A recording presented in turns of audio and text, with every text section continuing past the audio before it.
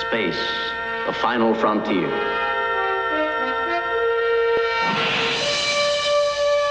These are the voyages of the starship Enterprise.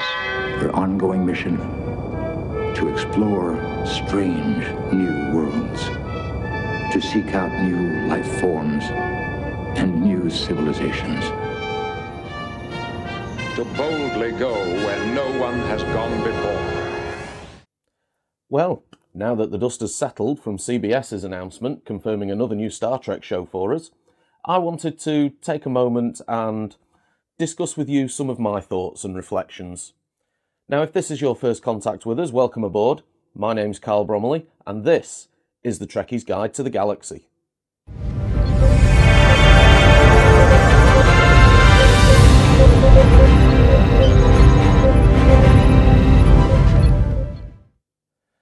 It was early last Saturday evening, and my phone notifications started going crazy. Now, normally, I probably would have just quickly glanced, swiped them aside and not given them a second thought. But Star Trek CBS, Anson Mount, Ethan G. Peck and Rebecca Romijn all tweeting at the same time, got to admit, did kind of get my attention. So, like a good little social media lemming, on said notifications I did click. And boy am I glad that I did. Strange. New. Worlds. You asked. We listened. It's happening. Wow, I'm so glad I finally get to share this news with you guys. Speaking just for myself, I have never received more love from a fan base than I have from the Star Trek family. Without you, this wouldn't be happening, so thank you so much. I can't wait to put on that gold Starfleet uniform and deliver #1 right along Captain Pike and Spock.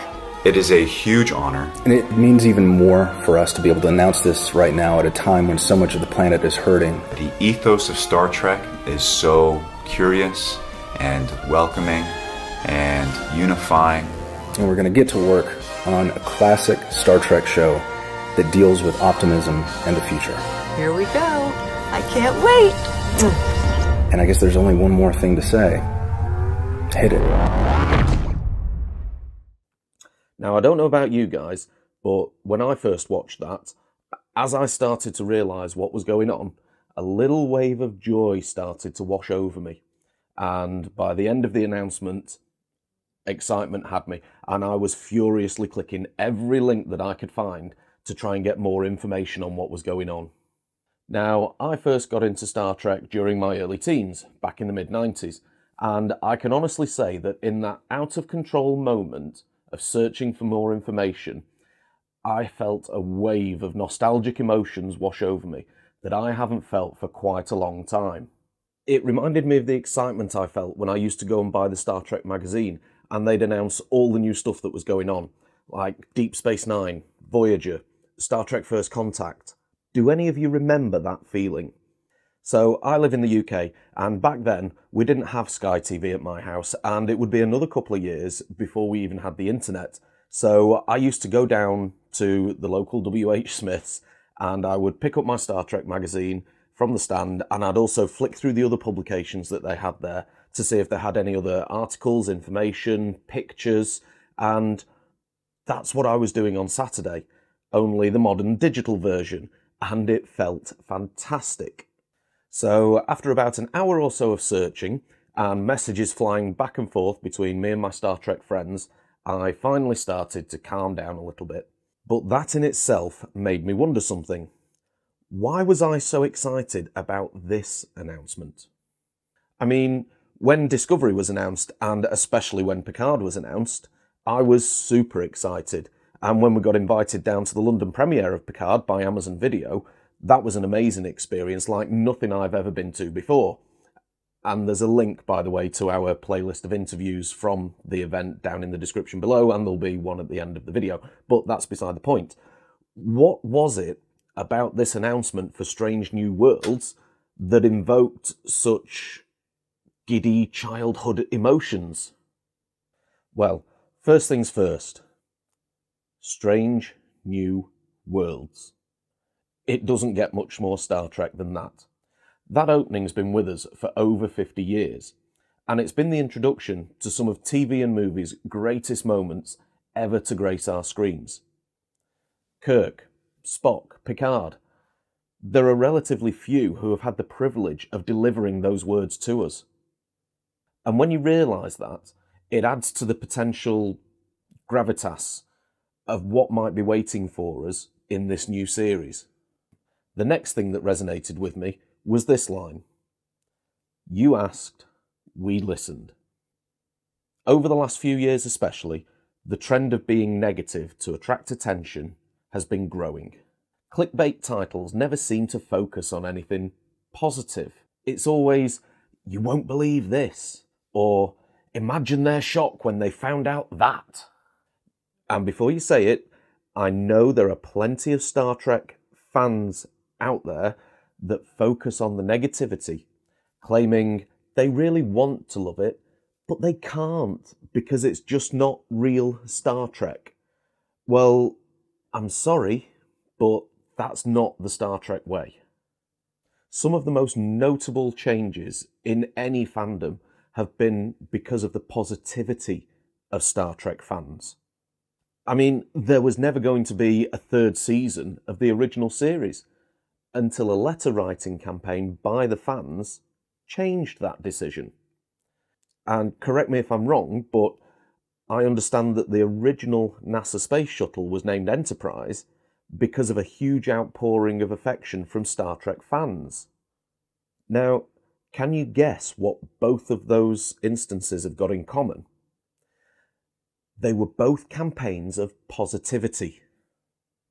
And now, a positive outpouring of love from the fans for a set of characters that we'd like to see more of has resulted in this.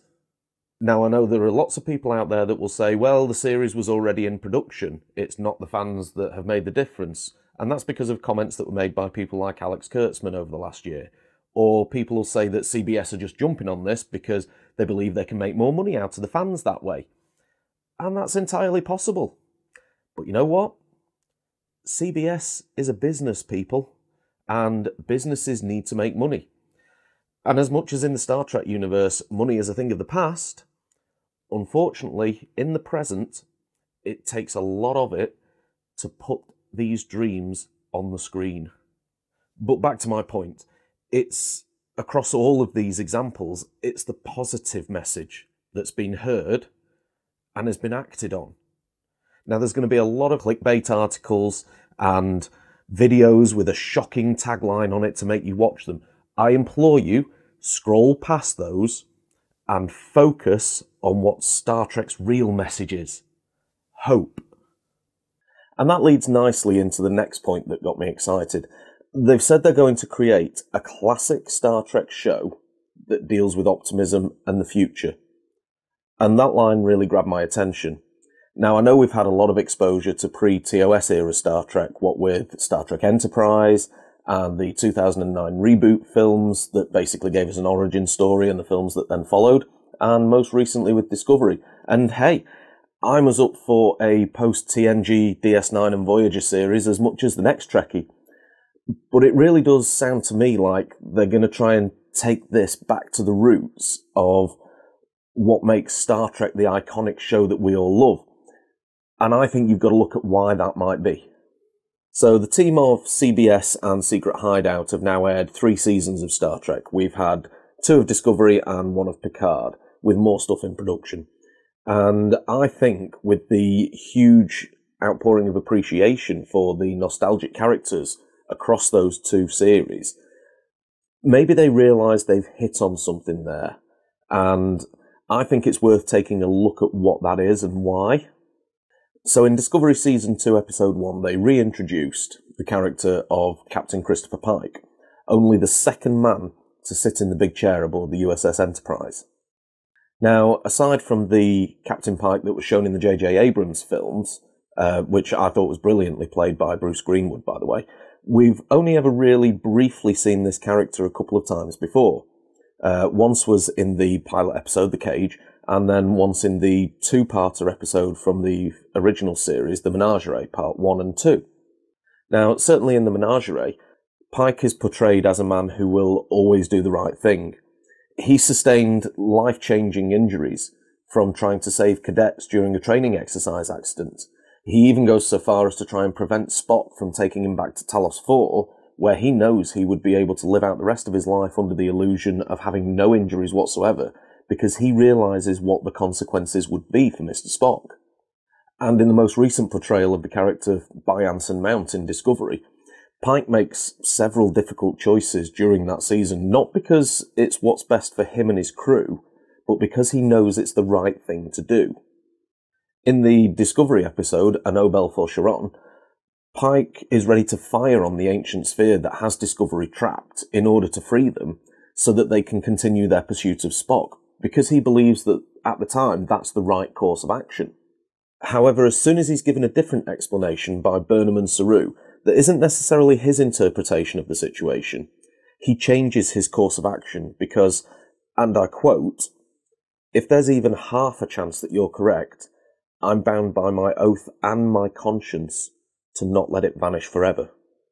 When visiting the Klingon monastery on Borath in the episode Through the Valley of Shadows, Pike is shown a dark insight into his future and the events that will lead to his injuries. He's even given the chance to walk away from that future. But after a moment of self-confirmation about who he is and what he believes in, he decides to put the needs of the many ahead of his own and accept his fate. In the episode Project Daedalus, he even goes so far as to be preaching to Admiral Cornwell about Starfleet's use of mines to protect one of its key facilities during the Klingon War, by reminding her that by giving up our values in the name of security is to lose the battle in advance.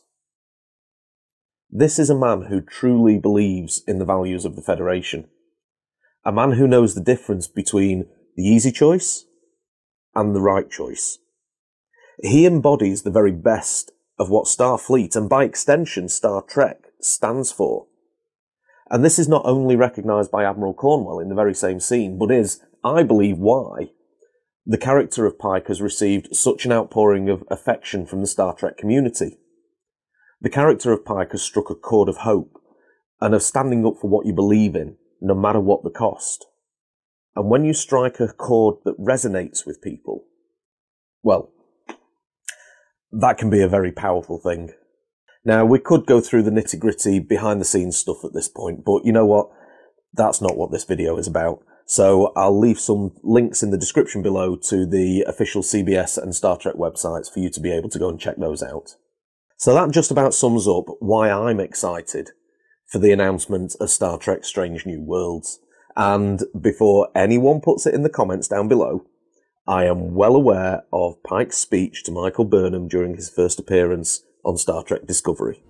Sometimes it's wise to keep our expectations low, Commander. That way we're never disappointed. But honestly, I think there is a huge opportunity here for everyone involved to make something really special, and to prove that a series based on hope, optimism and principles can still be a success. That's why I'm going to stay optimistic. Not because I'm giving in to the huge corporations, or because I hope that I get an invite to the Strange New Worlds premiere. Although I hope whoever gets the international distribution rights remembers to invite us. No. I'm going to stay optimistic about this, because that's one of the principles that I believe in. Thanks for watching, guys. I hope you enjoyed the video. I'd love to hear what you're thinking about the Strange New Worlds announcement. Pop your thoughts in the comments down below and let's have a chat. Also, if you are new to the channel, please consider subscribing. Give us a like on the video and tap the bell for notifications, and you'll find out whenever we post any new content. And you'll also find links at the end of the video to other stuff that we've got on the channel. But until next time, set a course for Strange New Worlds, Maximum Warp. Engage.